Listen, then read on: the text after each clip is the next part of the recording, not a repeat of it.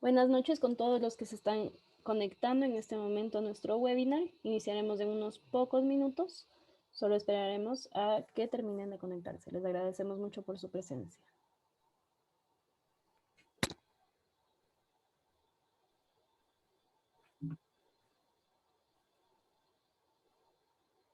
Buenas noches con todos los participantes que están ingresando en este momento a nuestra sesión de webinar. Iniciaremos en unos pocos minutos.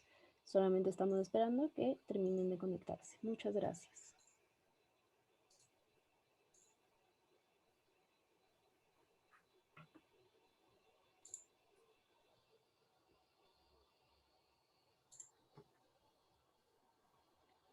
Buenas noches con todas las personas que se encuentran ingresando a la sala de Zoom para nuestro webinar del día de hoy. Agradecemos su presencia, estaremos comenzando en unos pocos minutos.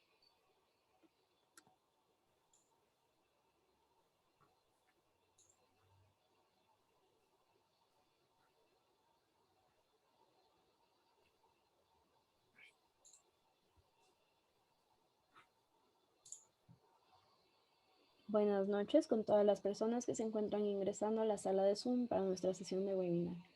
Agradecemos mucho su presencia y estaremos comenzando en unos pocos minutos.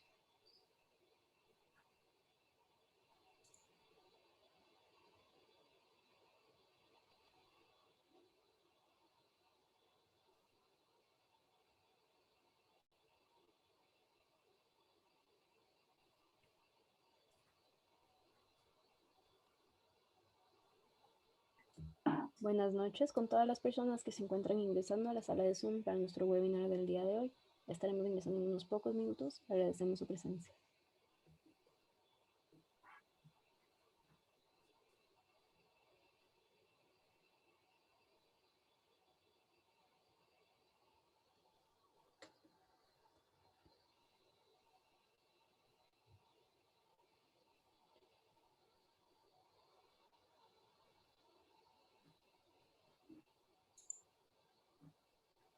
Buenas noches con todos los participantes que están ingresando a nuestra sala de Zoom.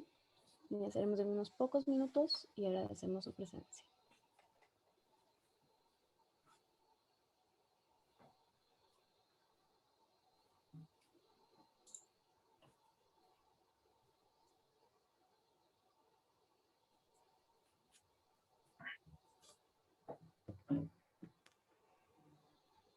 Buenas noches con todos los participantes. Agradecemos su presencia el día de hoy. Estaremos iniciando en unos pocos minutos.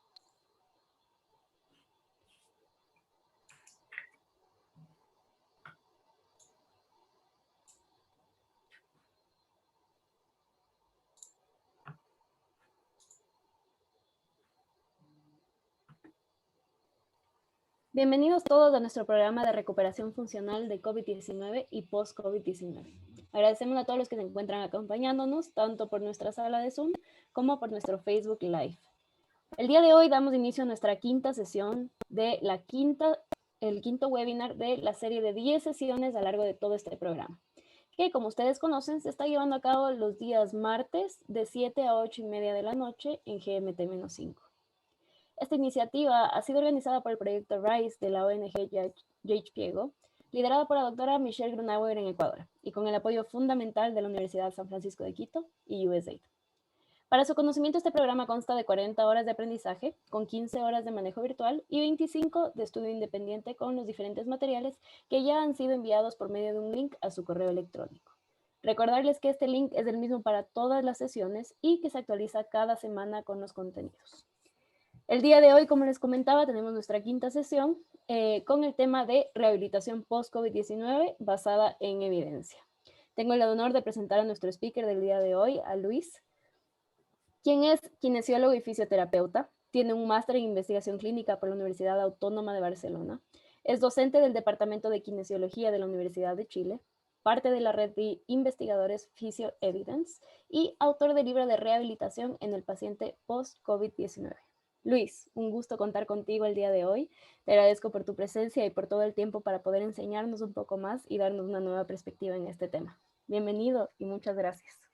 Hola, muchas gracias por la invitación, muy contento de estar acá, muchas gracias Majo por la presentación Y bueno, yo creo que ya voy comenzando para contarles esta charla. Tengo un tiempo un poco agotado, pero la he querido dividir en tres partes: de la capacidad física, de la funcionalidad, de algunas de las cosas de las actividades de la vida diaria y la calidad de vida, y finalmente vamos a hablar un poco de tratamiento de todos estos componentes, tratar de integrarlos al final de la charla.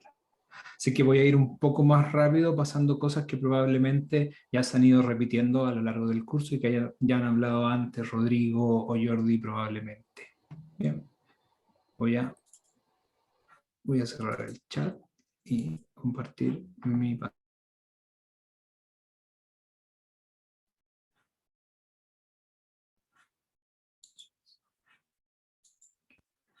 Bien. ¿Sí? ¿Se ve bien? ¿Si me confirmas, María José? Sí, perfecto, Luis. Perfecto. Bien, voy a iniciar la presentación entonces. Voy a poner mi reloj porque para no pasarme, y aquí vamos. Bien, primero que todo, gracias la invitación a esta charla. Estoy muy contento de agradecer a los organizadores de este curso para hablar nuevamente de la evaluación del paciente con COVID y hablar de rehabilitación en el paciente con COVID. Primero que todo, vamos a hablar un poco de la evaluación, de qué es lo que podemos hacer nosotros como tratantes a la hora de evaluar la capacidad física de nuestros pacientes, y dependiendo qué tipo de pacientes tengamos enfrente, ¿cierto? Vamos a tener pacientes con diferentes niveles tenemos que evaluar, y veremos entonces qué herramientas podríamos utilizar para evaluar este tipo de pacientes. Bien, uno de los puntos importantes obviamente de la evaluación es la evaluación de la capacidad física. Por lo tanto, esta evaluación de la capacidad física nos permite estimar cuál es la magnitud de la discapacidad que ha provocado esta etapa aguda del COVID-19 en nuestros pacientes. Obviamente, esta merma en la capacidad física también va a tener consecuencias funcionales que se van a ver manifestadas, y también ya sabemos que van a haber algunas consecuencias en un plazo un poco más amplio, y hablamos después de 12 semanas probablemente, como lo es el síndrome post-COVID, ¿cierto? Otro de los puntos importantes que afecta a nuestros pacientes que han pasado por la etapa aguda, y principalmente los más graves, es el reposo prolongado en el hospital. No tan solo el COVID como tal nos puede dejar algunas secuelas, sino que también sus digamos, los efectos del tratamiento hospitalario que han recibido estos pacientes, si han estado, por ejemplo, en una unidad de cuidado intensivos con varios días de reposo en cama. Sabemos que eso también va a afectar bastante la capacidad física de nuestros pacientes, mermando esta capacidad y implicando de manera negativa en estas capacidades de nuestros pacientes, ¿verdad? Hemos visto a lo largo del tiempo que en todas las cortes, tanto latinoamericanas como europeas, los pacientes que mayormente afectados han visto por el COVID-19 han sido las personas en proceso de envejecimiento, que basalmente ya podemos encontrar una capacidad física disminuida. Por lo tanto, valorar la capacidad física en estos pacientes no tan solo nos va a servir para saber cuánto es capaz de hacer físicamente, sino que también nos permite tener una idea de cuán funcional es nuestro paciente. Incluso podría ser predictor de otras cosas como la fragilidad, la necesidad de institucionalización, incluso como predictor de mortalidad en este grupo etario. Por lo tanto, no va a ser lo mismo evaluar a un paciente post-COVID con 40 años que evaluar a un paciente post-COVID con 70, 80 años. Obviamente vamos a necesitar herramientas diferentes para evaluar a uno o al otro. Esta fue una de las primeras cortes que evaluó la capacidad física a través del test de marcha de 6 minutos en los pacientes post-COVID. Y una de las cosas más importantes, o que valoró las implicancias del COVID en los pacientes infectados por el virus, fue la cantidad de días que habían estado hospitalizados los pacientes en primera instancia. En este reporte, que es del año 2020, si no me equivoco, reportaron una mediana de 28 días de estadía hospitalaria. Casi un mes de estadía hospitalaria obviamente va a tener merma en la capacidad física. Tenemos pacientes en reposo prolongado que van a tener estas consecuencias en la misma capacidad física, pero no tan solo en la capacidad física. Rodrigo ya se los mencionó anteriormente, van a haber sistemas como el respiratorio, el digestivo, el cardiovascular, que van a tener también algunas consecuencias negativas e implicancias negativas del COVID-19. En el caso del sistema musculoesquelético, el reposo prolongado va a provocar esto: una pérdida de fuerza muscular, contracturas, resistencia disminuida, trofismo disminuido, rangos articulares limitados, etcétera, etcétera, que también van a tener impacto negativo en la capacidad física. Esto está reportado no solo en el COVID, sino que viene también de la gran cantidad de los pacientes que ha pasado por una unidad de cuidados intensivos. Y conocemos, muchos de los que nos dedicamos a rehabilitación, conocemos las consecuencias del síndrome post-cuidados intensivos, ¿verdad? En relación a la función física, esta se va a ver como una alteración final en la capacidad de realizar actividades de la vida diaria, tanto básicas como instrumentales, y obviamente una baja en la capacidad física evaluada a través del test de la marcha de los 6 minutos, que es una de las herramientas más este tipo de mermas. Bien, los síntomas post-COVID son bastantes, se han reportado bastantes síntomas, pero ustedes, como pueden fijarse acá, la fatiga es uno de los principales síntomas post-COVID y uno de los más prevalentes. Obviamente la fatiga también va a estar relacionada con la capacidad de realizar esfuerzo físico.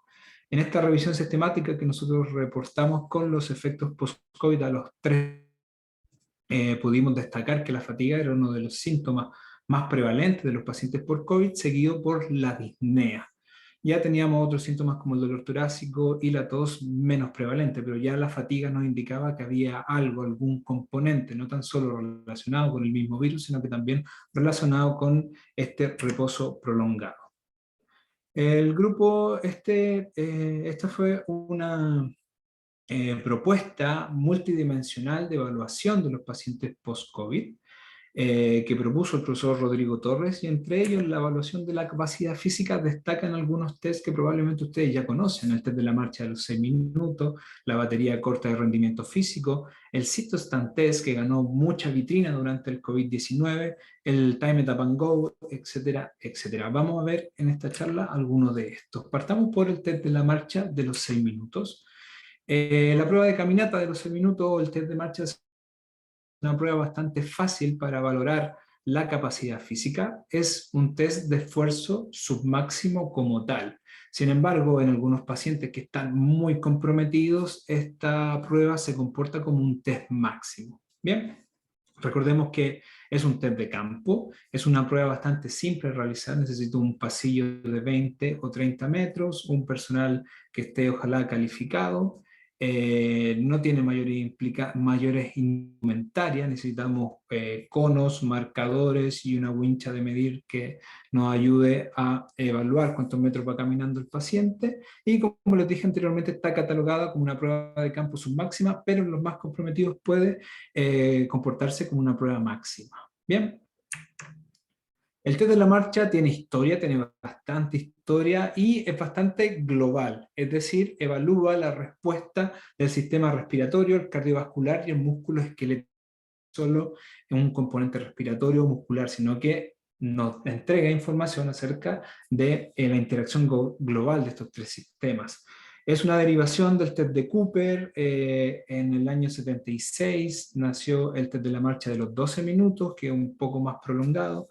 El test de la marcha de los 6 minutos desde el año 82, incluso han salido algunas variaciones como el test de la marcha de los 2 minutos, pero sin embargo el test de marcha de 6 minutos sigue siendo bastante recomendado.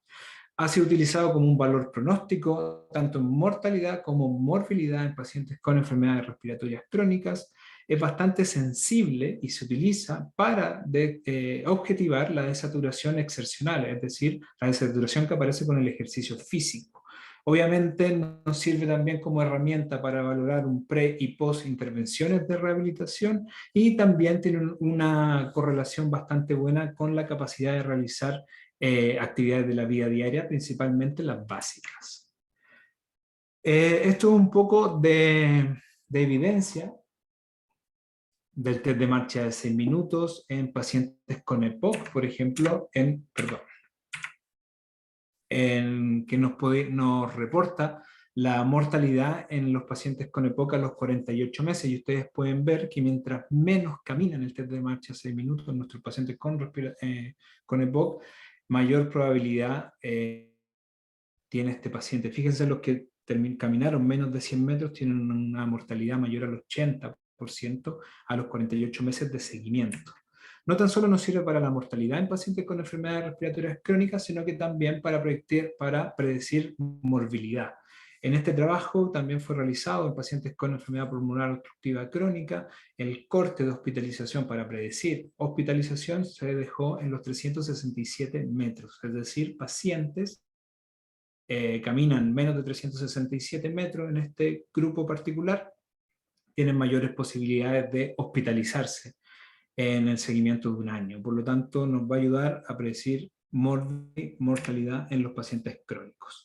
¿Qué es lo que necesitamos para la prueba de la marcha de los 6 minutos? Ideal, un pasillo recto, ojalá sin distracciones. Lo que dice la normativa de la ERS, que ideal 30 metros o 20 metros como estándar. Lo ideal, 30 metros, y el mínimo aceptable son 20 metros. Marcar el pasillo cada 3 metros en caso de que mi paciente se detenga o detenga la marcha al final. Unos conos reflectantes que van a estar a medio antes de los 30 metros, es decir, a 29 metros, uno sobre el otro, para dejarle este espacio para que el paciente dé la vuelta. Y las recomendaciones están hechas para que se realice, ojalá, en un lugar techado, con temperatura y humedad que sean agradables y que sean constantes. Esto se ha hecho porque en algunos países podemos encontrar climas extremos, por ejemplo en los países nórdicos con temperaturas muy bajas, o en algunos países más centrales, más cerca del Ecuador, que tienen temperaturas muy extremas en el exterior. Por lo tanto se ha estandarizado que ojalá se realice dentro de un espacio techado y que tenga esta temperatura y humedad agradable.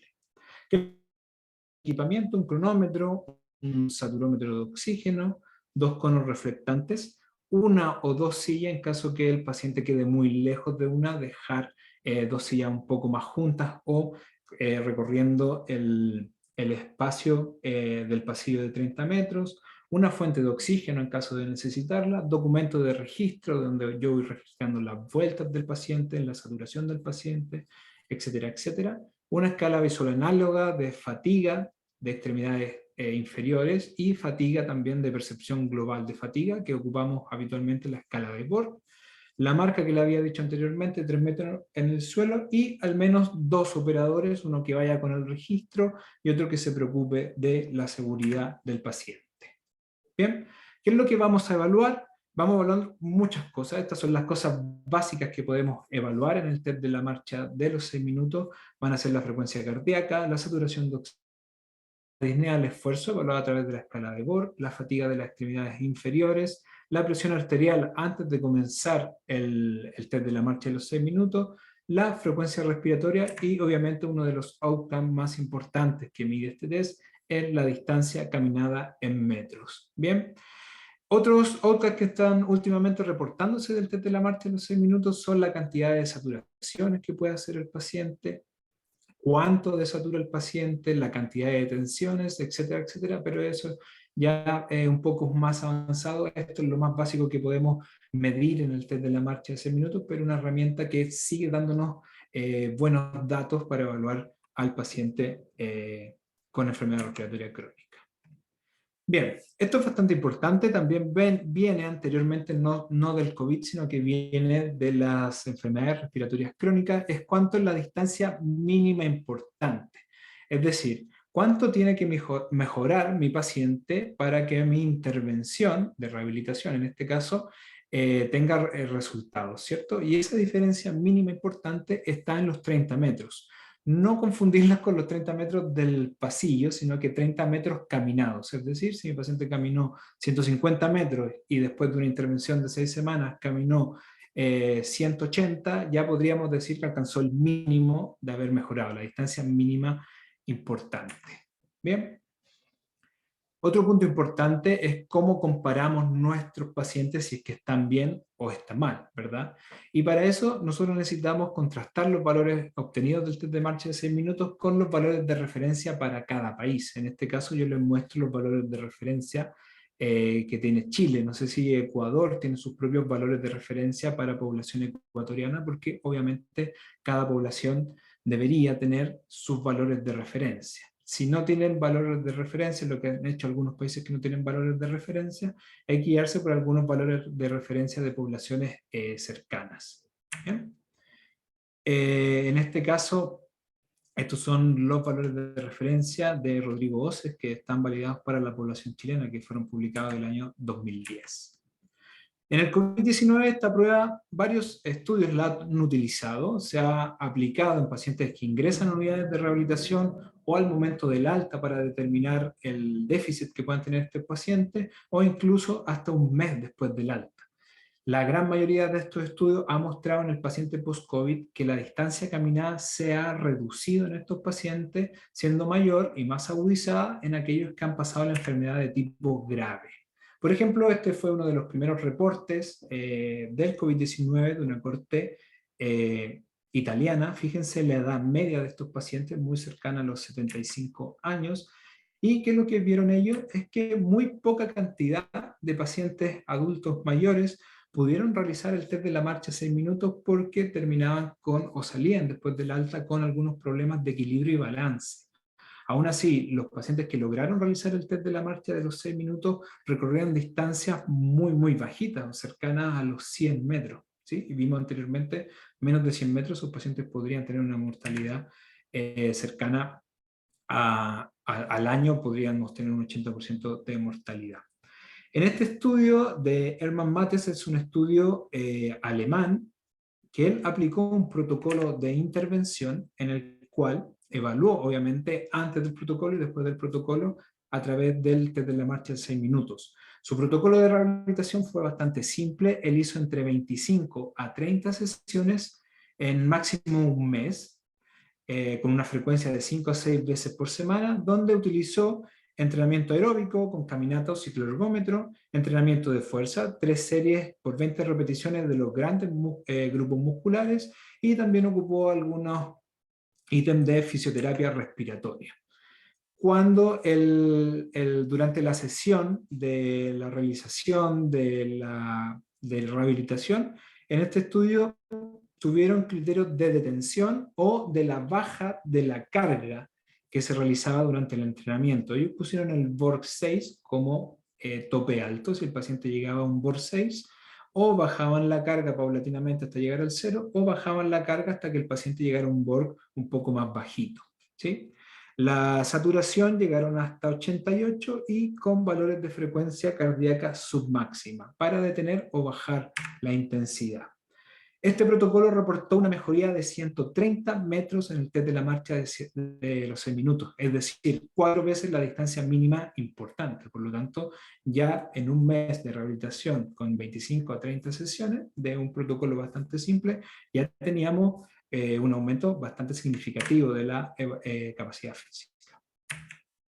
Este es otro estudio de Reinick Goldberg, que 18 días post-alta comenzó este protocolo de rehabilitación que consideró 3 semanas, un poco más acotado que el que vimos anteriormente, ¿cierto? Fíjense que ocupó también entrenamiento de tipo aeróbico, entre el 60 al 70 de la carga máxima en watts.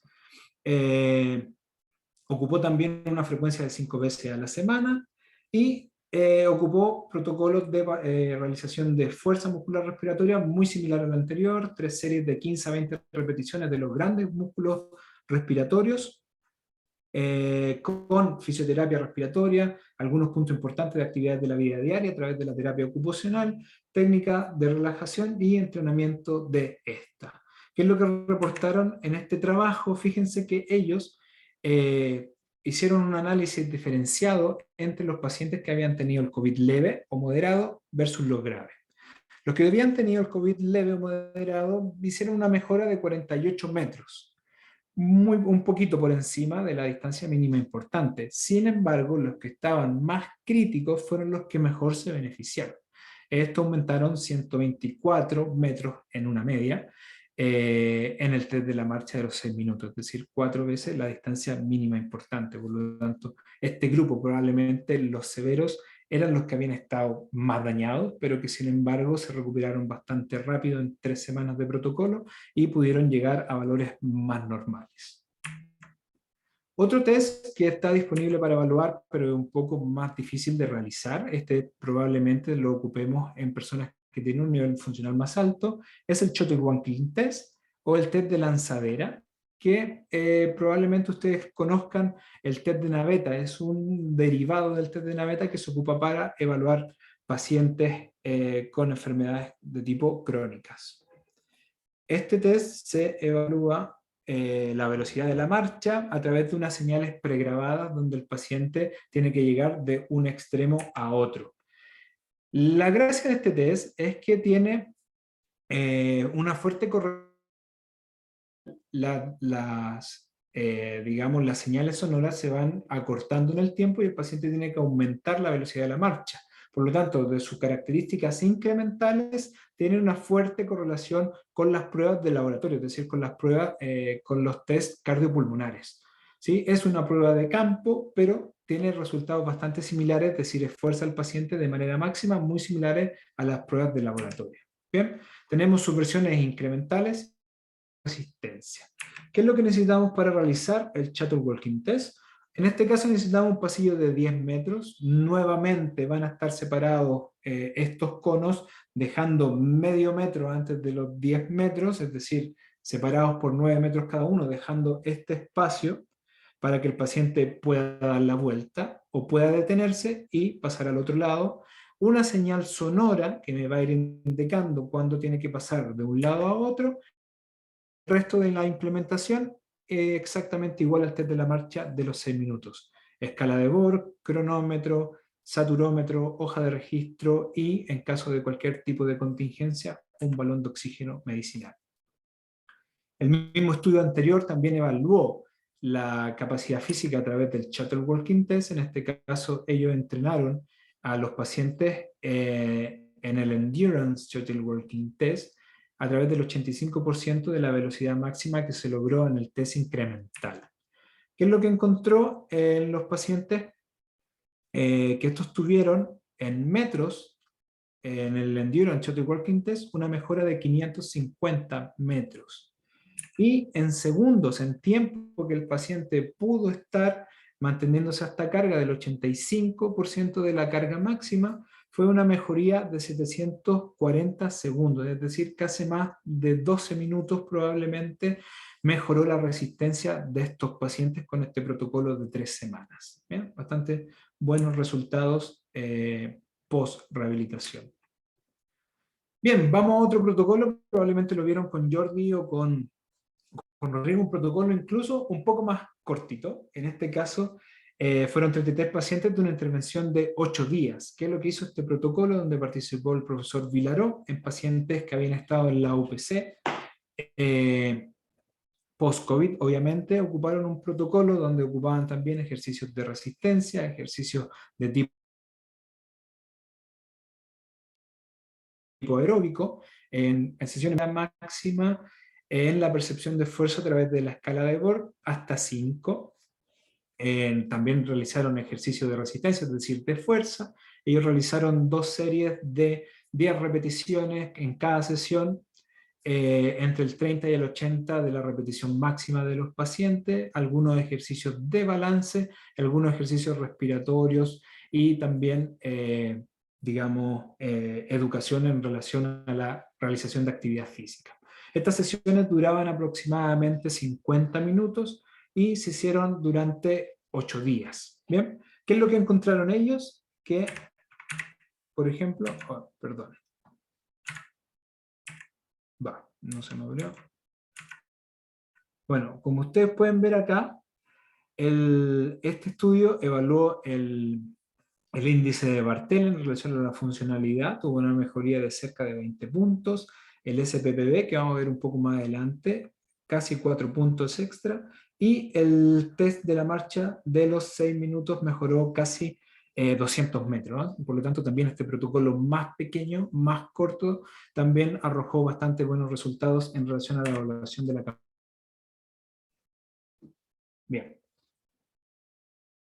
Otra de las pruebas que se volvió bastante famosa por las restricciones que tenía el COVID en la realización de pruebas como el test de la marcha 6 minutos y que necesitaba mucho menos espacio cuando había más restricciones en relación a la movilidad de los pacientes o en relación digamos, a las cuarentenas de los pacientes, fue el test de sentarse y pararse, el sit-to-stand test.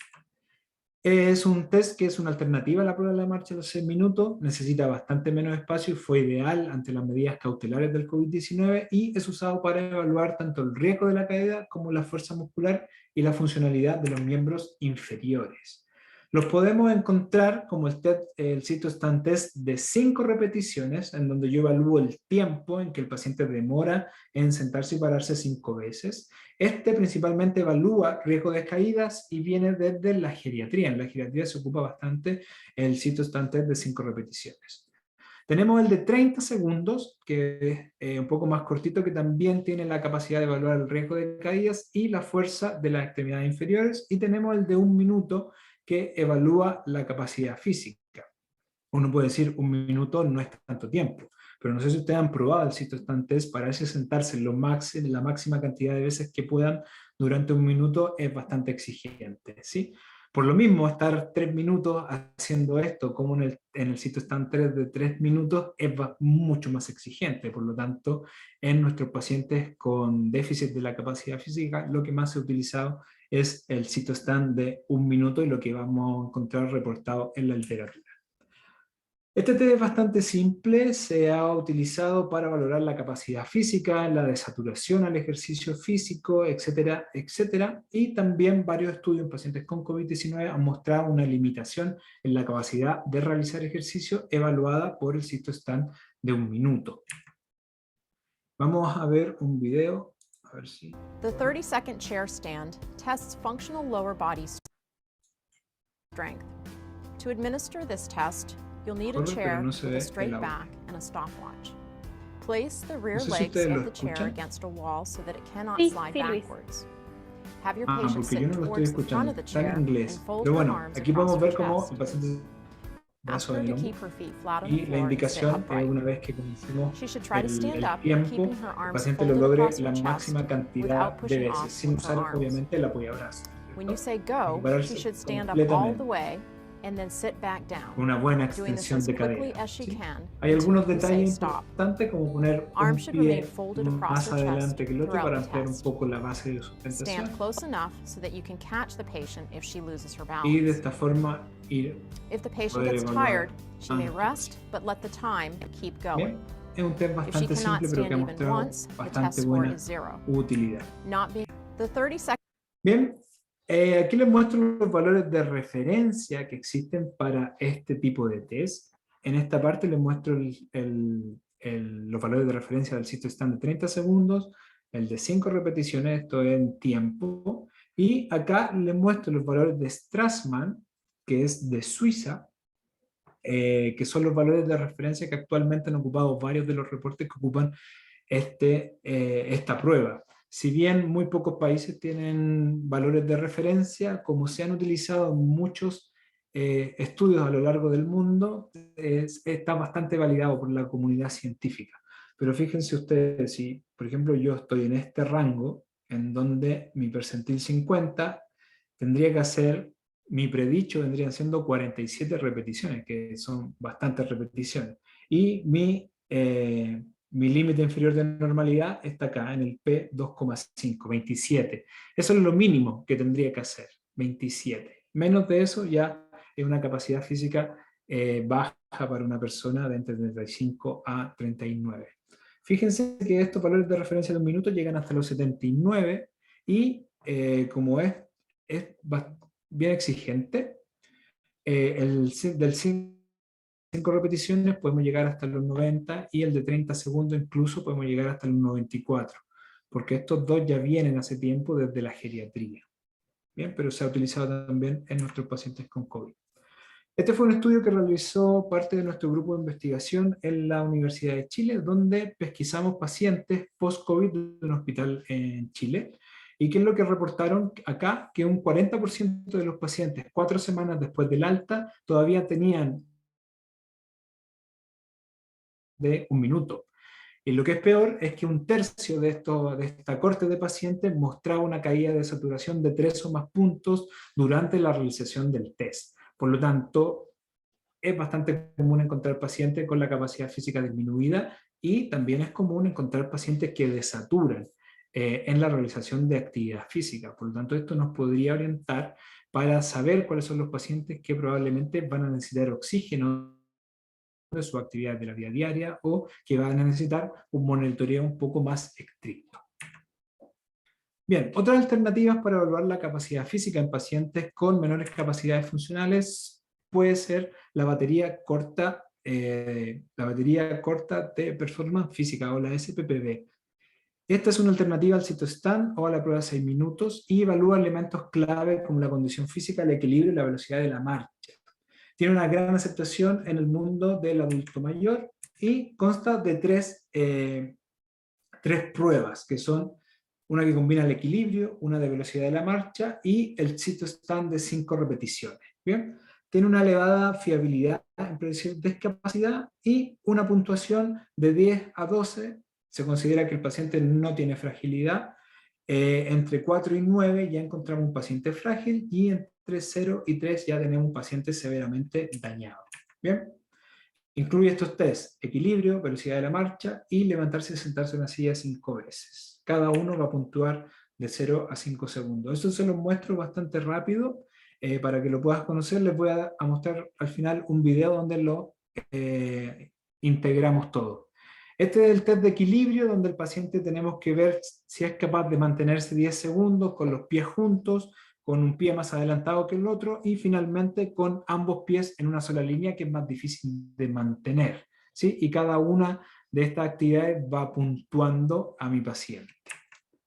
Máximo 4 puntos. Luego, valoramos el tiempo en que el paciente es capaz de caminar 4 metros, y dependiendo de cuándo se demore, va a ser la puntuación que le damos, ¿cierto? Más allá de 8,7 segundos solo logra 1 punto, si no lo logra son 0 puntos, y menos de 4,82 segundos ya tiene la puntuación completa. Y finalmente el CITO-STAND de 5 repeticiones, que también recuerden que valora el tiempo, y acá dependiendo de los rangos del tiempo, mientras más se demore, obviamente menos puntaje, y si se demora ya más de 1 minuto o no lo logra, ya son 0 puntos. En este video vamos a mostrar cada una de las pruebas. La prueba del balance, posición semi-tándem y posición tándem. La prueba de equilibrio. La prueba de la velocidad de la marcha. Este paciente que aparece en el video no es precisamente un paciente añoso, pero nos muestra bastante bien los componentes de esta prueba. Y finalmente el CITO-STAND de 5 repeticiones. Bien, los 3 componentes del SPPB. Bien, uno de los puntos finales es el Time It Up and Go, un instrumento que nos ayuda a valorar la capacidad física o el nivel funcional de los pacientes más añosos, que ha sido de gran uso en la geriatría y se utiliza constantemente para evaluar la fragilidad, pero también nos puede servir en aquellos pacientes que no logran hacer los tests anteriores. El test Time It Up and Go, dependiendo, en algunos lugares podemos encontrar el punto de corte, ya sea en los 10 segundos o en los 12 segundos, dependiendo de las normativas de cada lugar o qué valores de referencia han ocupado. Y se ha utilizado en el COVID. Hay un estudio de Vitale que analizó la calidad del sueño en diferentes pacientes, y en este grupo, en esta corte, tampoco encontró valores normales del Time It Up and Go evaluada en pacientes adultos mayores en etapa subaguda del COVID-19. Él evaluó pacientes bastante frágiles que solamente podían realizar esta prueba y no encontró prácticamente ningún paciente que haya tenido valores normales, todos alterados. Esta prueba consiste en levantarse de una silla sin apoyabrazos o sin ocupar los brazos, caminar 3 metros hasta un cono, devolverse y sentarse. Lo que yo valoro es el tiempo en que se demora en levantarse de la silla, caminar hacia el cono en los 3 metros, devolverse y sentarse. Es decir, tomo el tiempo desde que le digo vamos hasta que ya vuelve a sentarse en la silla. Bien, obviamente como se utiliza en pacientes con riesgo de caída o pacientes pacientes añosos, se recomienda que el profesional esté bastante cerca ante el elevado riesgo de caídas. Aquí lo vemos. The timed up and go, or TUG, tests functional mobility. To perform the test, you need a chair and a stopwatch. or a wristwatch with a second hand. Have your patient start by sitting on the chair, feet flat on the floor, one foot slightly in front of the other, and hands on the armrests of the chair. Put a line on the floor. Siempre hay una controversia en este test en que si tiene que utilizar o no el apoyabrazos. ¿Sí? Hay algunas guías que no le importa que ocupen el apoyabrazos y algunas que no lo utilizan. ¿Sí? Va a depender del paciente. El paciente tiene mucha dificultad funcional para levantarse de la silla. And stop timing at the moment she sits back down in the chair. Pero hay algunas While guías she's walking, clínicas que no lo stand recomiendan, between algunas the chair recomendaciones and que the sí, otras que no line las in case nombran, the hay patient loses her diversidad balance en and relación you a need to este test. assist. ¿Sí? Va Observe hacia la and note marca the de los patient's 3 posture, metros y width of the vuelve base of a support, sentarse. step height, stride length, arm swing, and Recomendada path. principalmente para When the pacientes que test is tengan un complete, nivel the timed funcional up mucho más bajo. Bien, hay valores de corte para este test. Recuerden que anteriormente le dije 10, puede estar entre los 10 o entre los 12, dependiendo cuál sea la normativa del lugar donde ustedes trabajan, las recomendaciones del lugar donde ustedes trabajan. Obviamente 10 segundos es más exigente que 12. Sin embargo, también hay valores de referencia para los distintos grupos etarios. Esto viene de un estudio estadounidense, donde ellos tenían estos valores de referencia según estos grupos etarios. Fíjense que estos valores parten desde los 60 años y llegan hasta los 100. Por lo tanto, se ocupa bastante en la geriatría en pacientes muy añosos. Bien, finalmente, como consejo para llevar a casa, nosotros escribimos este trabajo que es cuáles son las mejores pruebas para evaluar la capacidad física y la funcionalidad de nuestros pacientes, y en base a la evidencia que teníamos hasta ese momento, separamos los pacientes en los 70 años y si es que tenían o no comorbilidades. Los pacientes menores de 70 años que no tenían comorbilidades eran capaces de realizar pruebas más exigentes como el test de la marcha de los 6 minutos y el sit-to-stand de 1 minuto. Obviamente, aquellos pacientes que tenían más de 70 años y sí tenían comorbilidades, su estado funcional es mucho más bajo, estos tests no los recomendamos tanto, sino que recomendamos otros tests mucho más fáciles, como el sit-to-stand de 5 repeticiones, el SPPB o el Timed Up and Go. Sin embargo, estos tests de menos exigencia en un paciente que tiene un nivel funcional más alto no se recomiendan, sino que siempre hay que ir a buscar un poco más de exigencia en estos pacientes. Sin embargo, en aquellos que no pueden realizarlo, obviamente tenemos que realizarle una prueba funcional ad hoc a su nivel funcional. Por lo tanto, en aquellos pacientes que ya tenían más de 70 años y sobre todo con más comorbilidades, pruebas mucho más simples y menos exigentes para este grupo y más exigentes para aquellos que eran más jóvenes y sin mayores comorbilidades, sin mucho compromiso funcional. En conclusión, las herramientas son bastante sencillas para monitorizar las consecuencias de la enfermedad post-COVID-19 o el COVID-19 en la capacidad física, y no tan solo nos permiten evaluar, sino que también nos permiten realizar un seguimiento y determinar cuáles van a ser las características de las personas que van a requerir más intervenciones en rehabilitación. Obviamente, dependiendo de la presentación clínica, de cuál sea el nivel funcional de mi paciente que yo tenga enfrente, va a ser la herramienta para evaluar que yo voy a escoger. ¿Bien? Bien, hasta aquí con esta parte. Y vamos a seguir con la segunda.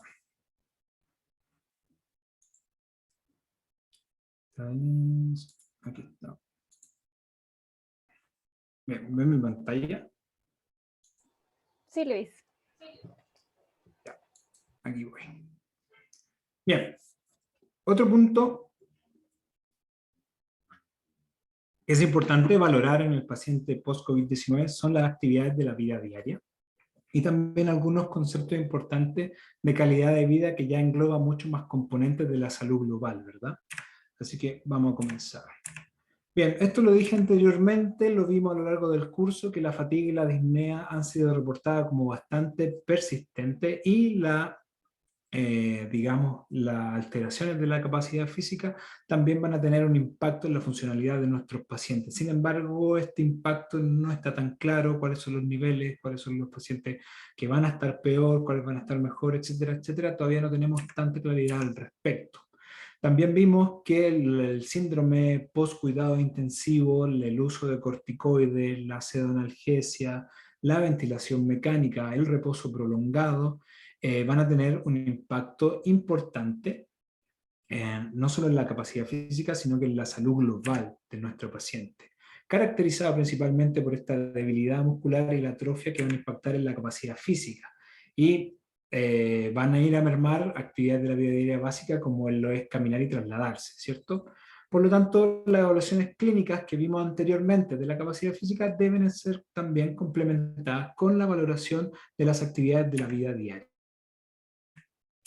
Estas alteraciones estructurales que vimos, la atrofia muscular, el síndrome post-UCI, la inflamación constante, también van a impactar no tan solo en la actividad de la vida diaria básica, sino que también en las instrumentales. Recordemos que hay algunas secuelas que probablemente ustedes vieron con Rodrigo en relación a las capacidades cognitivas de los pacientes post-COVID. Por lo tanto, valorar este déficit en relación a las actividades de la vida instrumentales también va a ser importante para saber cuál es el escenario al que nosotros nos enfrentamos.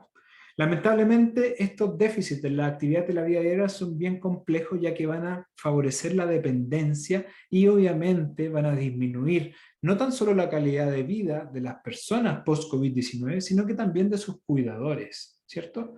Que suelen ser familiares muy cercanos que van a caer en la necesidad de cuidar a estas personas con menor nivel funcional, y la calidad de vida va a verse deteriorada en ambos. Recordemos que son nuevamente las personas mayores los que más son susceptibles a este tipo de deterioros, y vamos a necesitar valorar bien este tipo de alteraciones para saber qué pacientes van a necesitar no tan solo recursos de rehabilitación, sino que también otros recursos destinados al cuidado de la salud de estas personas. Bien, en relación a esto son varias las escalas o los puntajes niveles funcionales de estos pacientes. Bien, este es un estudio del Latrónico del año 2017, prepandemia, en relación a los pacientes que ingresaban en la UCI, y él caracterizaba 3 estados funcionales. El paciente joven que no tiene comorbilidades, que cae en la UCI y que en algunos casos después de la estadía en la UCI puede recuperar su nivel funcional, pero que sin embargo va a haber un grupo de pacientes que va a tener un deterioro importante, que va a ser prolongado en el tiempo, y que también vamos a tener un grupo un poco más minoritario, que van a ser pacientes que van a tener una evolución tórpida, pero aún así no va a haber, el 100% de los pacientes no va a volver a su nivel funcional anterior a la recaída en la UCI, pero hay un grupo que sí lo va a lograr. Tenemos los pacientes jóvenes, pero que sí tienen comorbilidades. Sabemos que las comorbilidades impactan negativamente en la recuperación en los pacientes que caen en la unidad de cuidados intensivos, y esta vez vamos a encontrar un grupo que, como tenían comorbilidades, probablemente va a alcanzar el nivel funcional que hubiesen obtenido sin caer en la unidad de cuidados intensivos, y que también vamos a encontrar los otros dos grupos anteriores, aquellos que tienen peor evolución y los de una evolución tórpida. Y nuevamente nos vamos a encontrar con un grupo que nosotros conocemos en el paciente post-COVID, pacientes adultos mayores con varias comorbilidades, ¿cierto? Se repite este patrón en los pacientes post-COVID. Vimos muchos pacientes adultos mayores con hipertensión, diabetes, obesidad, y eran aquellos que, si bien podían sobrevivir a la UCI después de la neumonía grave por COVID-19, pero que quedan en un nivel funcional bastante bajo, ¿cierto? En ellos la estadía en la unidad de cuidado intensivo era más prolongada, y lamentablemente no vamos a tener el escenario A, sino que solamente vamos a tener un deterioro mucho más acentuado, y más acentuado aún en aquellos que tienen una evolución tórpida. Una de las cosas importantes en la valoración de los pacientes post-COVID-19, principalmente los adultos mayores, es la valoración de la fragilidad asociada a la estadía en la UCI. Aquellos pacientes que eran más frágiles después de una estadía en la UCI, lamentablemente eran aquellos que tenían mayor mortalidad después de 180 días, que son 6 meses, ¿cierto? Aquellos pacientes más frágiles que tenían mayores índices de fragilidad eran aquellos que no iban a lograr paciente post-COVID-19, recordemos que muchas escalas de derivación de los pacientes o de mayor seguimiento del paciente post-COVID se basaban en la capacidad de valorar la fragilidad de estos pacientes, ¿cierto? Eran mucho más de cuidado aquellos pacientes más frágiles porque sabíamos que eran los que mayormente se complicaban. Este es un estudio de una base de datos en Estados Unidos. Fíjense que una base de datos bastante interesante que les permite a ellos, como tienen un sistema de salud bastante integrado, revisar los antecedentes mucho tiempo antes de que el paciente cayera a una unidad de cuidados intensivos. Y acá estos pacientes adultos mayores tenían encuestas de funcionalidad mucho tiempo antes de la primera sepsis, de caer. Estos datos ya estaban en el servicio de salud y ustedes pueden ver cómo aquellos pacientes que tenían entre 3 a 4 actividades de la vida diaria comprometidas antes de la UCI, luego de la estadía en UCI, estas actividades de la vida diaria seguían comprometidas, pero no había una diferencia tan significativa porque estos pacientes ya estaban bastante dañados, ¿cierto?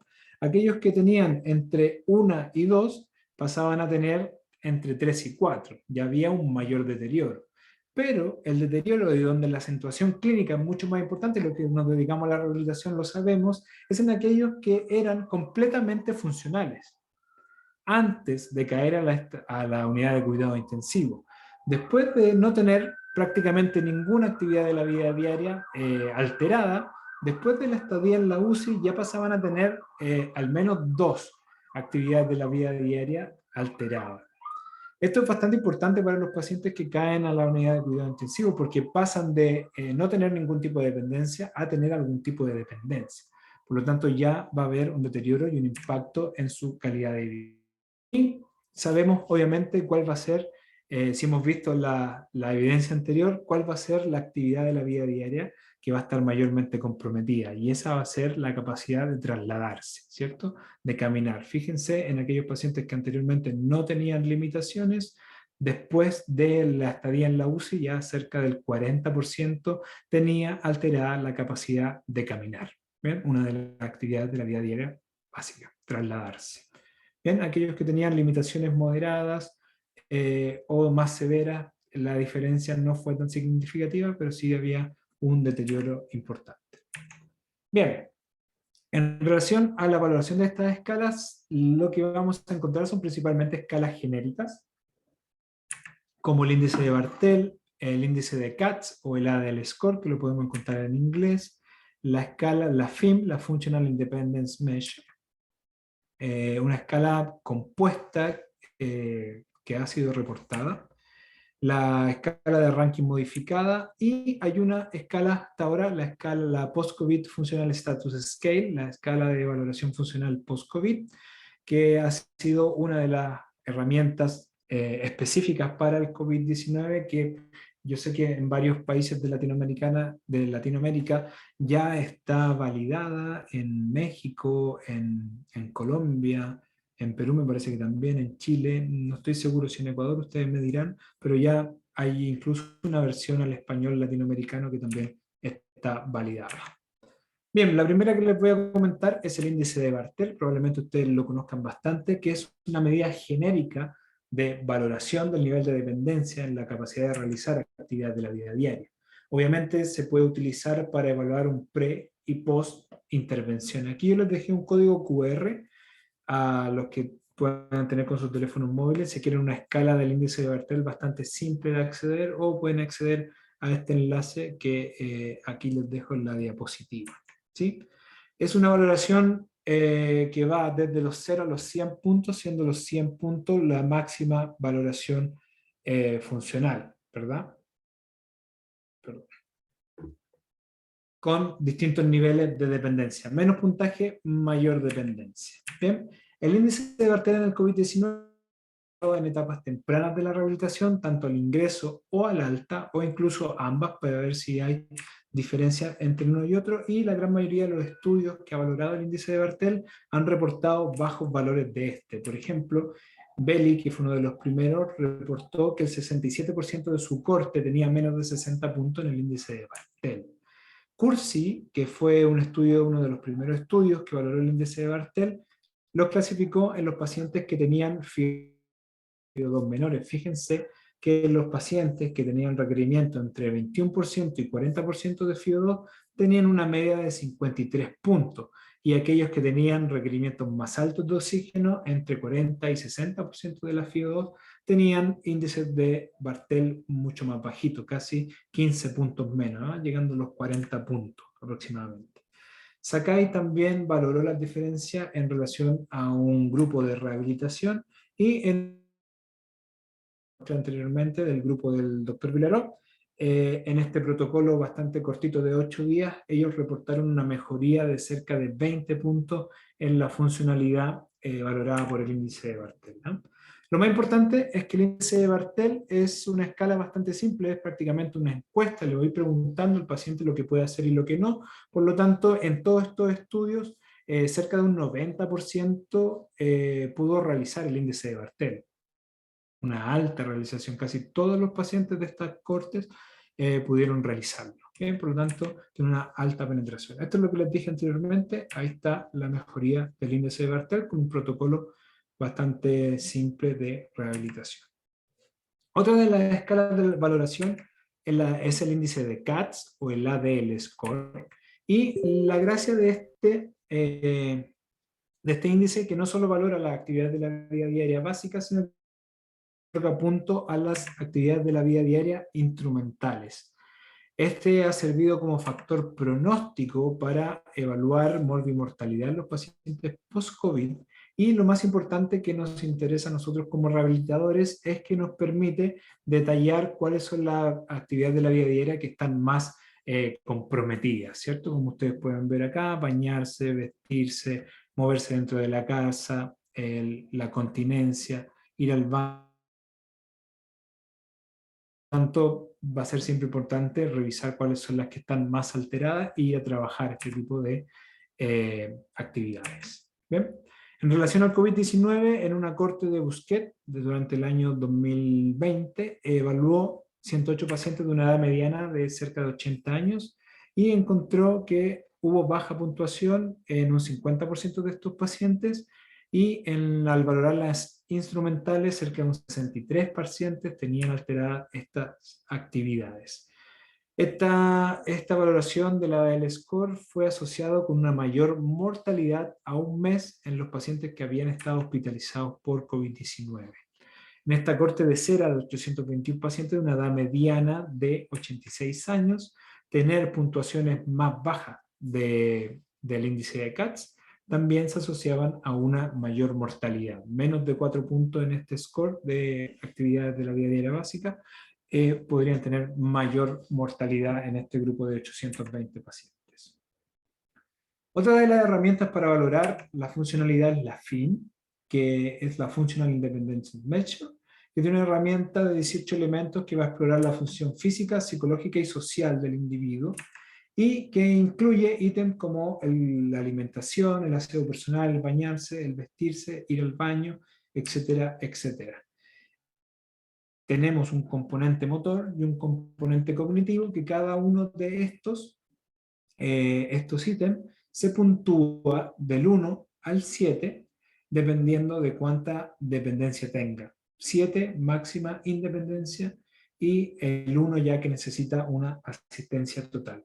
Por lo tanto, este tiene un subscore motor y un subscore cognitivo que van a sumar un puntaje total de 126. Fíjense, 126 es el máximo que vamos a encontrar en la evidencia, como por ejemplo en el estudio del Liu, es una corte china, donde hizo un protocolo de intervención de rehabilitación, donde valoró la funcionalidad a través de la FIM. Se demoró 6 semanas en realizar este protocolo, y fíjense que preintervención, los valores en el grupo control eran bastante similares al grupo intervención, ¿sí?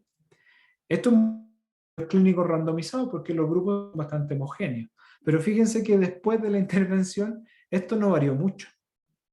Por lo tanto, nos quedan algunas dudas. ¿La intervención fue lo suficientemente buena para mejorar la funcionalidad o no lo fue? ¿O la FIM no es una tan buena herramienta para valorar la funcionalidad en el paciente post-COVID-19? tuvo un porcentaje de realización del 80%. En otro estudio de pacientes de una edad cercana a los 66 años, él separó a los pacientes ventilados y los no ventilados. Sabemos que los pacientes ventilados son aquellos que han estado peor, ¿cierto? Que han mostrado, han desarrollado el síndrome de estrés respiratorio agudo, por lo tanto, ellos son los que van a tener peor funcionalidad. Sin embargo, tampoco encontró diferencias significativas cuando evaluó la FIM en los pacientes que habían estado más graves con los no tan graves. Y de nuevo nos cuestionamos, ¿es la FIM lo suficientemente sensible para este grupo de pacientes?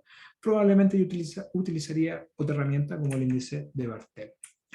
Esta es otra escala que también está reportada, la voy a pasar rápido porque no se utiliza tanto. Es un índice compuesto por el índice de Bartel y otra, el Nottingham, el diario de actividades de Nottingham, y que se utilizó para pacientes con delirio, y acá reportaron en este estudio que el delirio fue bastante prevalente y aquellos pacientes post-COVID con delirio tenían muchas más alteraciones en la actividad de la vida diaria valorada por esta escala. Esta es la escala de ranking modificada, también se ha utilizado para los pacientes post-COVID-19 y viene principalmente desde la neurorehabilitación, se ocupa bastante en la neurorehabilitación de estos pacientes. Por lo tanto, en el paciente post-COVID-19 se ha utilizado para valorar pacientes que han tenido microhemorragias cerebrales y leucemias, han tenido patologías neurológicas asociadas al COVID-19.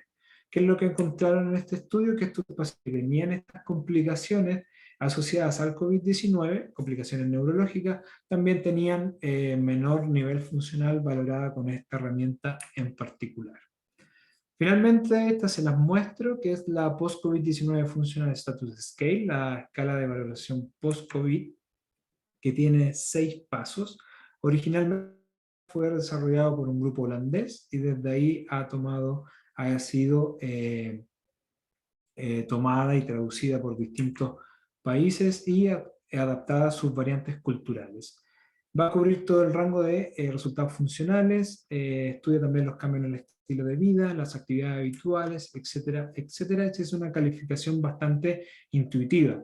Tiene un ítem para ser realizado por un profesional de la salud o otro ítem para ser autocompletado por el mismo paciente a través de un flujograma. Ya está validada al español, hay bastantes países, estos son algunos solamente, Chile, Colombia, México, pero hay una alternativa para toda Latinoamérica. Bien, se las muestro, esta es la escala de valoración funcional y este es el flujograma de autoaplicación para el propio paciente. Obviamente, si el paciente tiene las cualidades, las condiciones cognitivas para realizarlo, puede valorar su estatus funcional, y si no la tiene, va a necesitar del apoyo de un profesional de la salud. Bien, como último consejo, finalmente, ¿qué es lo que vamos a utilizar en este grupo de pacientes para valorar la actividad de la vida diaria? ¿Qué es lo que recomendamos nosotros como grupo de investigación hasta el momento? Es utilizar herramientas más simples, que han mostrado ser sensibles en la valoración de la funcionalidad en el COVID-19, como el índice de Bartel y el índice de Katz, el ADL Score. Si queremos buscar una herramienta un poco más específica para nuestro paciente y que ya hay algunos reportes que han valorado esta herramienta en el COVID-19, podemos ocupar la Post-COVID Functional Status Scale, ¿bien? Que ya está bastante disponible. Como conclusión, en los pacientes vamos a encontrar alteraciones en las actividades de la vida diaria y van a estar asociadas al empeoramiento de la función física, pero no tan solo aislada, sino que esto va a tener un impacto en la funcionalidad del paciente. Finalmente, identificar las necesidades de rehabilitación de esta población va a ser importante para determinar la asignación de recursos que van a apoyar su recuperación. Bien. Terminamos con la segunda parte y me queda la última.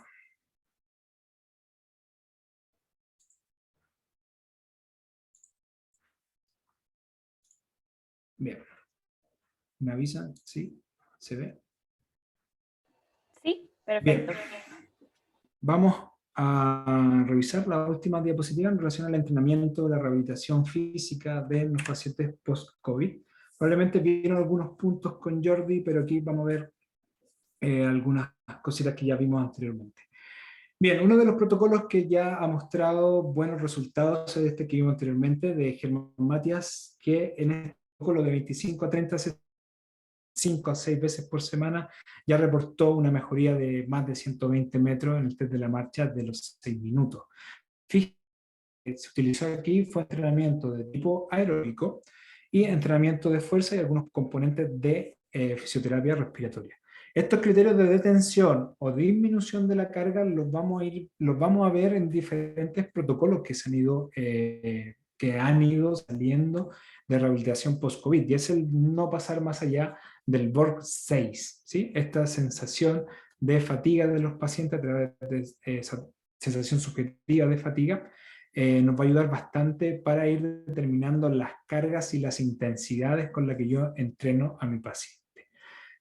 Desaturar durante la realización de la actividad física no está recomendado. Si el paciente desatura, lo que se recomienda es entregarle oxígeno suplementario. Por lo tanto, nosotros también tenemos que evaluar si mi paciente desatura o no desatura durante la realización. Si yo evalúo esto y pesquiso que este paciente desatura durante la realización de ejercicios físicos, va a tener que usar sí o sí oxígeno suplementario durante la realización de actividad física, siempre buscando saturaciones por sobre el 90%. Menos de eso, vamos dando más oxígeno, bajando la intensidad, etcétera, etcétera. Bien, lo de la frecuencia submáxima viene desde la rehabilitación cardiometabólica. Hay valores estandarizados que les voy a mostrar un poco más adelante, pero lo que mayormente se ha utilizado es la escala de Borg y en la realización en la sensación de fatiga. Este trabajo se lo mostré anteriormente también, ya un protocolo más pequeño, 3 semanas, nuevamente bastante parecido. Entrenamiento de tipo aeróbico, con entre un 60 y un 70 de la carga máxima, en este caso lo evaluaron con un test cardiopulmonar. La fuerza, 3 series de 15 a 20 repeticiones de los grandes grupos musculares, ejercicios como la sentadilla, ejercicios de press bank con pernas, etcétera, etcétera. Fisioterapia respiratoria, algunas técnicas de terapia ocupacional. Este protocolo dio bastante buenos resultados también, principalmente en aquellos pacientes que habían estado más graves por el COVID-19. Fíjense que este protocolo comenzó 18 días post-alta. ¿Ven? Ya 18 días post-alta, realizando este protocolo, ya podíamos tener algunas mejoras. Bien, estos pacientes, si bien estuvieron prácticamente después del alta, en una etapa mucho más cercana al alta, en un protocolo de tan solo 8 días, también encontramos bastantes mejorías. Es decir, en el paciente post-COVID-19 probablemente protocolos más cortos ya nos reporten mejorías bastante importantes, es decir, este paciente podría eventualmente recuperarse de una manera más rápida. Los componentes de este protocolo son bastante similares a los que vimos anteriormente, ¿cierto? Ejercicio de entrenamiento de tipo aeróbico, endurance, en este caso entre 5 a 15 minutos, puede ser constante o interválico, y en este caso no pasaron más allá del BORG 5, en el anterior no habían pasado en el BORG 6. Aquí podíamos encontrar ejercicios de caminata o a través del cicloergómetro.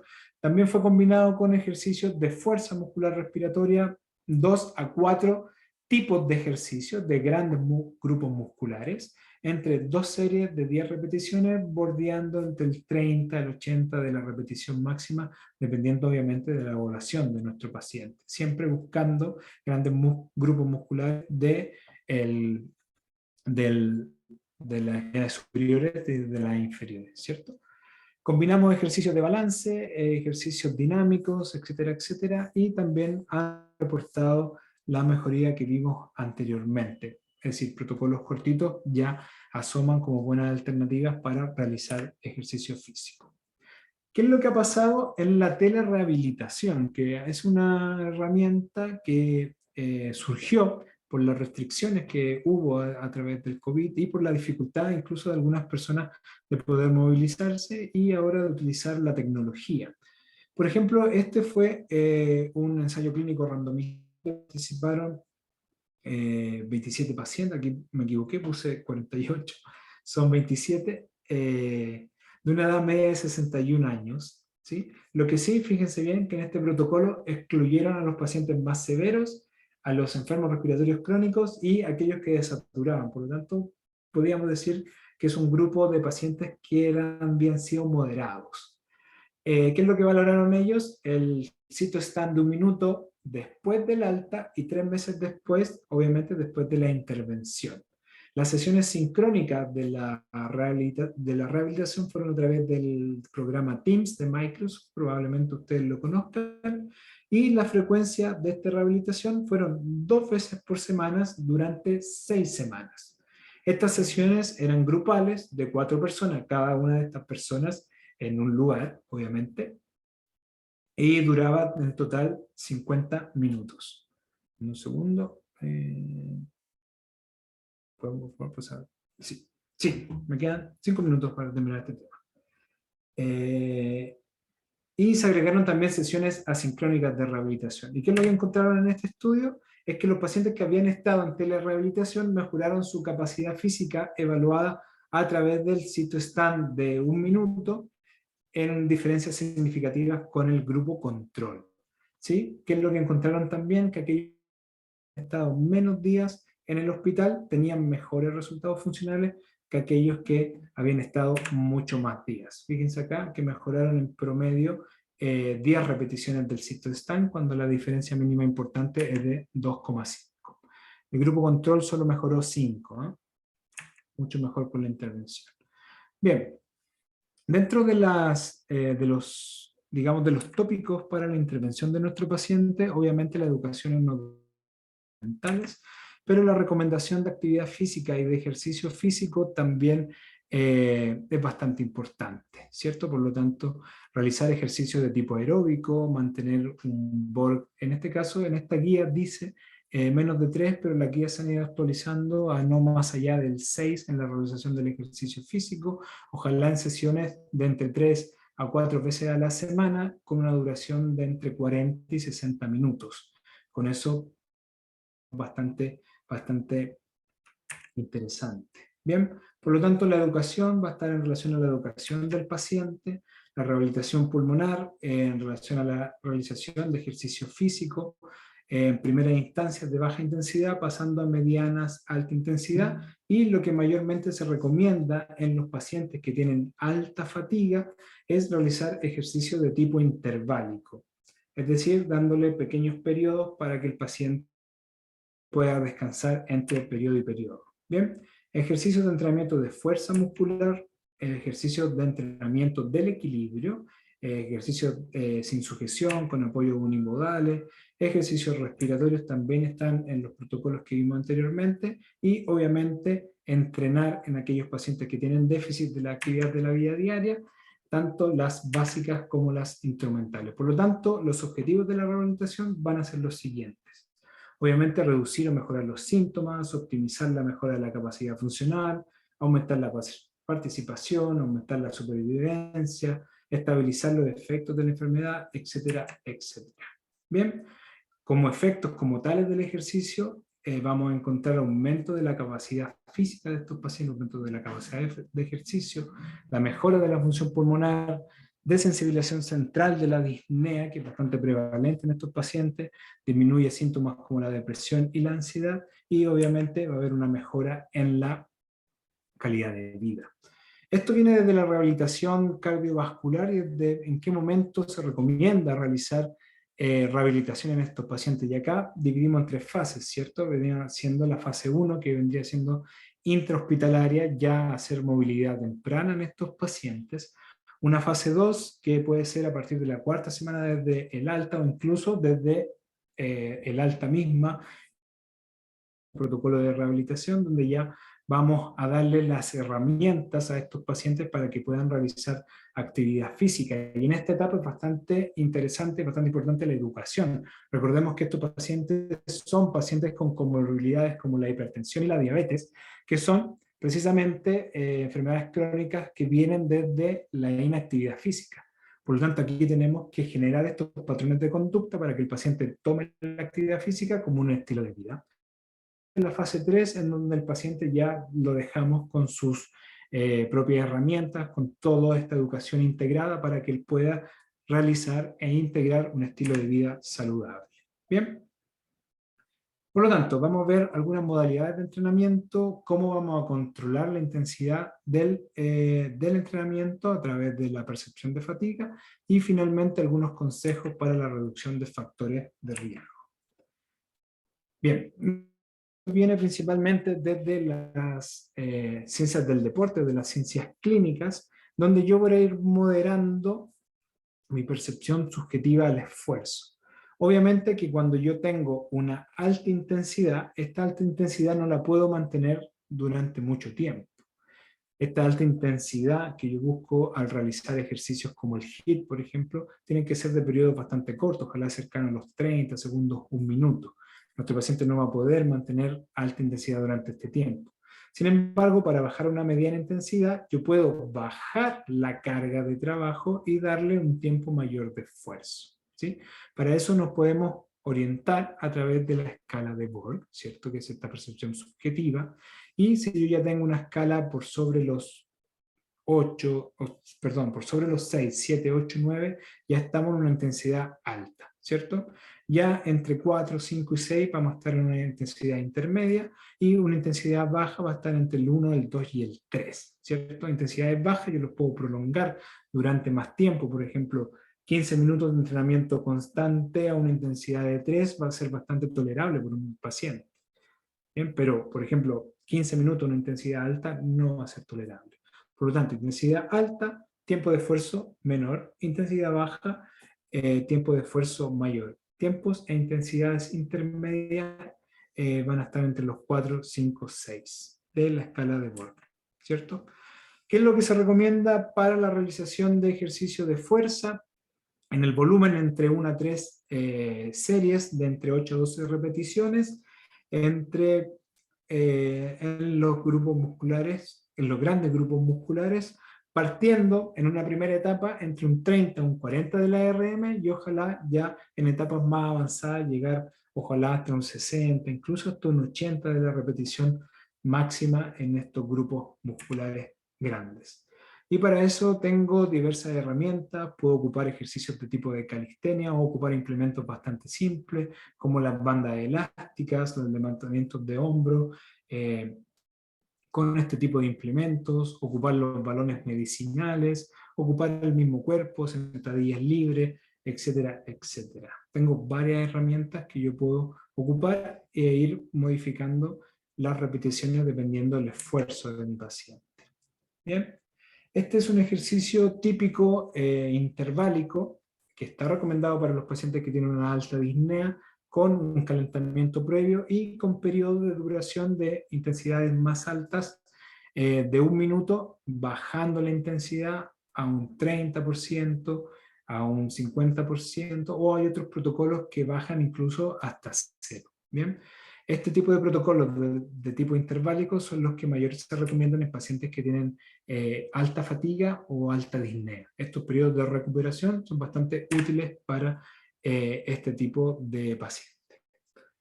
Otro tipo de ejercicios son estos tipos de entrenamiento libre, sin implementación o con una silla, dependiendo del paciente que ustedes tengan, elevaciones laterales, crunch inversos, sentadillas laterales, sentadillas rusas, etcétera, etcétera.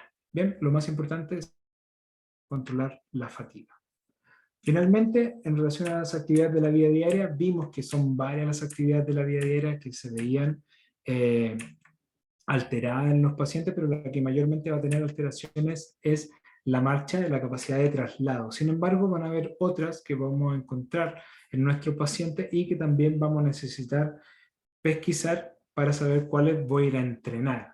¿Sí? Las actividades de la vida diaria básicas las podría entrenar con alguna transferencia, favorecer la marcha, etcétera, etcétera, y vamos a necesitar probablemente también un equipo multidisciplinario para entrenar las actividades de la vida diaria instrumentales. Bien, otro punto es el entrenamiento del equilibrio. Aquí hay diversos ejercicios para realizar el entrenamiento de equilibrio con un balón medicinal, por ejemplo, sin apoyo, como en el caso de esta figura, donde yo puedo entrenar el equilibrio con diferentes técnicas, o si es un paciente mayormente comprometido en el equilibrio, puedo ocupar una silla como apoyo para ir entrenando de a poco este tipo de ejercicio. Finalmente, ¿cómo voy a ir controlando la intensidad.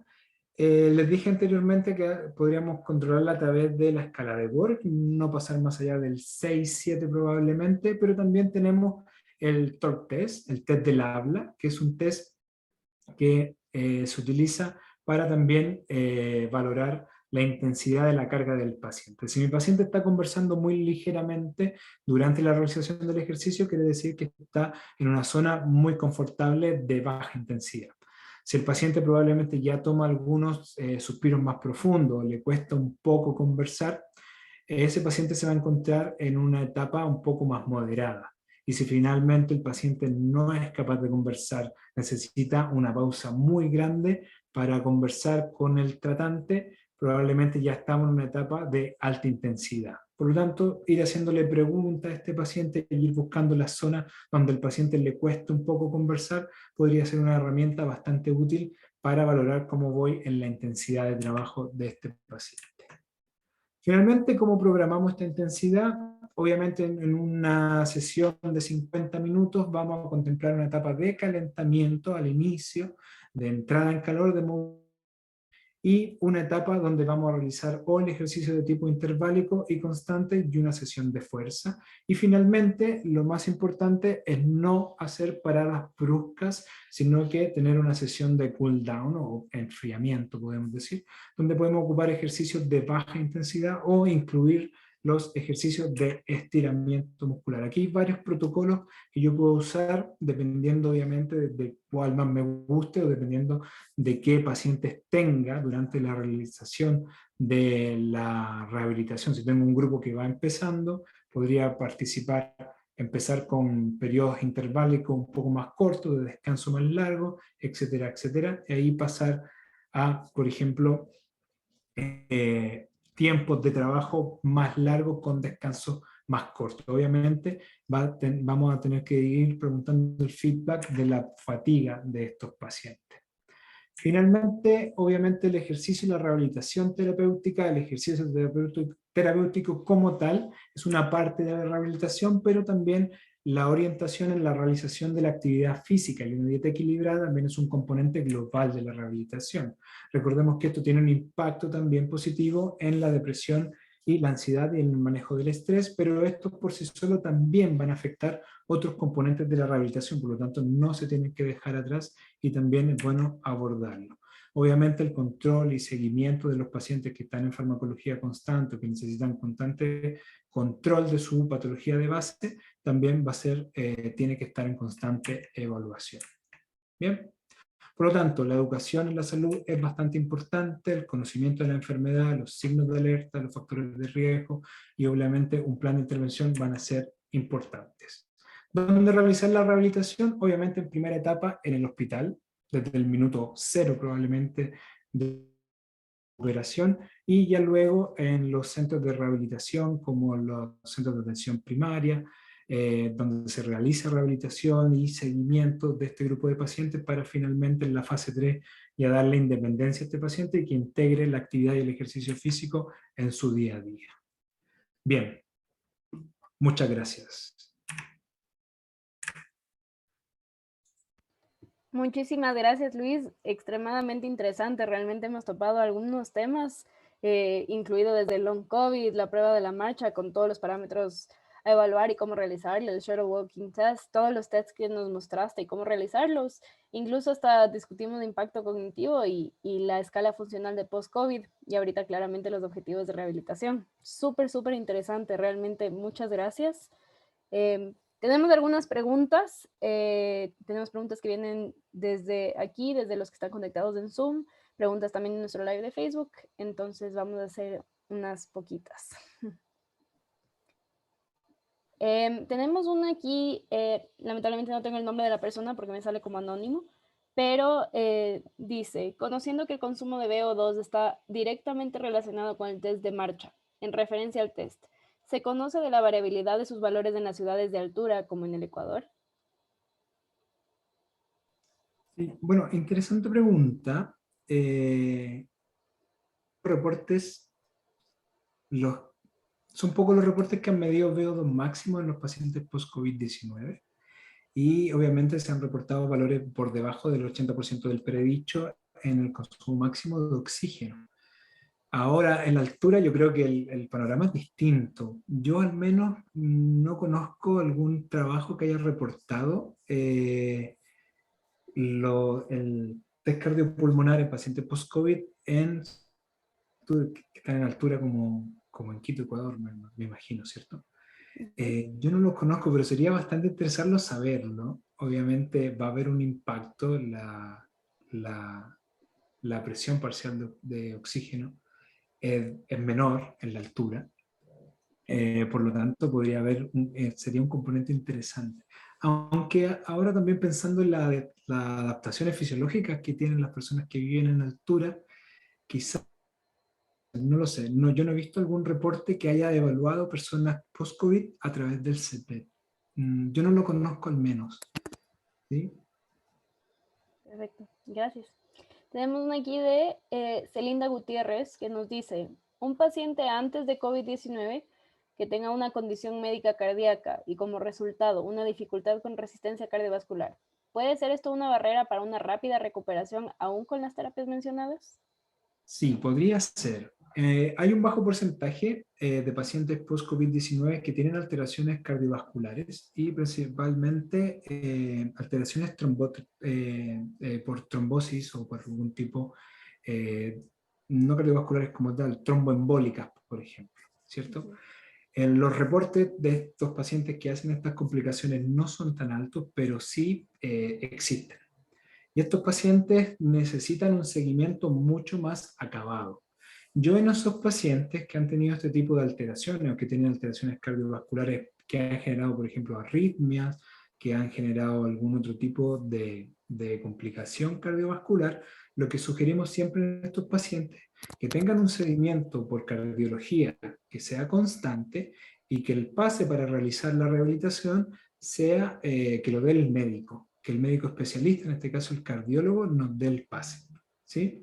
Acá son pocos los pacientes, probablemente no van a ser todos, pero sí los que tienen complicaciones. Este tipo de complicaciones va a ser necesario que hagan un seguimiento estricto y que tengan el pase desde cardiología para realizar actividad física. ¿Sí? Yo tendría un poco más de precaución con este tipo de pacientes y monitorizarlos de una manera un poco más estricta. Perfecto, muchas gracias. Tenemos una de Gabriela Paulina Duque que nos dice, buenas noches, disculpe, en base a su experiencia, ¿la disnea posterior al COVID por cuánto tiempo suele persistir en los pacientes? No escuché, ¿me la puedes repetir, por favor? Claro que sí. Como decía, era de Gabriela Paulina Duque que dice, en base a su experiencia, ¿la disnea posterior al COVID por cuánto tiempo suele persistir? Bueno, la disnea y la fatiga estaba reportada en un porcentaje muy cercano entre el 30 y el 40%, incluso después de un año post. La fatiga mayormente prevalente y la disnea en la corte de Wang, si no me equivoco, que tiene pacientes después de un año. Por lo tanto, va a depender. Hay varios pacientes que quedan todavía con disnea y fatiga, incluso después de un año, aproximadamente un 30%. Pero la disnea tiene también, yo creo que Rodrigo se los mostró, que hay una desensibilización de la disnea como secuela por el COVID, y para mejorar la disnea, cortar este círculo vicioso, porque los pacientes tienen disnea y tienen fatiga, y al tener disnea y fatiga no realizan actividad física. ¿Bien? Y la actividad física como tal es una forma de disminuir la disnea y la fatiga. Hay cerca una especie de reseteo de esta sensibilidad de la disnea y de la fatiga, que al realizar actividad física también podemos esta sensación. Sin embargo, los reportes todavía hablan que cercano a un 30% todavía hay disnea después de un año incluso. Es bastante alto. ¿Sí? A mí particularmente me quedó, bueno, no la fatiga, hay veces que todavía me siento fatigado al subir escalera, me da una disnea paroxística, pero sí, está reportada. Yo hoy soy un estudio de casos, pero los chinos tienen una corte mucho más grande. Perfecto. Bueno, pues parte de las preguntas que tengo por acá por Facebook, igual es en relación a la altura, que ya lo discutimos, y tengo un par de preguntas más que en realidad están relacionadas con unos temas que veremos adelante. Entonces, igual por cuestiones de tiempo, voy a tomar hasta ahí las preguntas. Realmente muchísimas gracias, Luis. Hemos tenido alrededor de casi 1500 participantes y tenemos muchos comentarios de aquí felicitándote y agradeciéndote porque realmente ha sido una ponencia increíble. Entonces, una vez más, muchísimas Muchas gracias gracias. por tu Sí, asistencia. muchas gracias. Bueno, era harto contenido, traté de ajustarme al tiempo, pero bueno, muchas cosas. Muchísimas gracias, Luis. Bien, muchas Para el gracias. resto, por supuesto, gracias a ti. Para el resto, para los que nos siguen acompañando, nada más recordarles que esta es la quinta de 10 sesiones, nos quedan 5 sesiones más, que de la misma manera a sus correos electrónicos ha sido enviado un vínculo, un link, ¿sí? Que tiene todas las partes que son de estudio independiente, todos los distintos materiales. Es el mismo link y en ese se irá actualizando constantemente cada semana, ¿sí? Y les invitamos de esta manera también a nuestra siguiente sesión, que será el inicio de la rehabilitación post-COVID desde la UCI, desde cuidados intensivos. De la misma manera, el próximo martes a las 7 de la noche. Les agradecemos muchísimo a todos por su presencia y Luis, una vez más, muchísimas gracias. Que tengan una buena noche. Gracias a todos. Un gusto. Adiós.